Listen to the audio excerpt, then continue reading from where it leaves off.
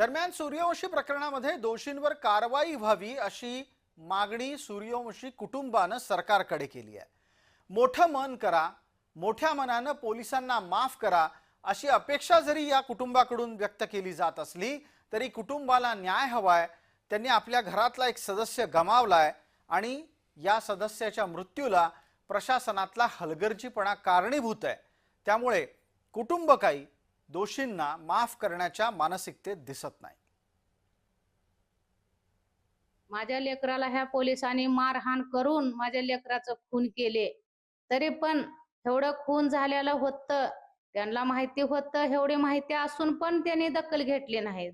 त्याच्यावरती दाबण्याचा प्रयत्न करीत होते हे पोलीस लोकांनी। आता हे समोर घटना आलेला आहे। आता सरकारला माझी विनंती आहे, आता तर दखल लवकरात लवकर घ्या, त्यांच्यावरती कारवाई करा, मनुस्वादाचा गुन्हा करण्यात यावा त्यांच्यावरती, दोषी असणाऱ्यावरती।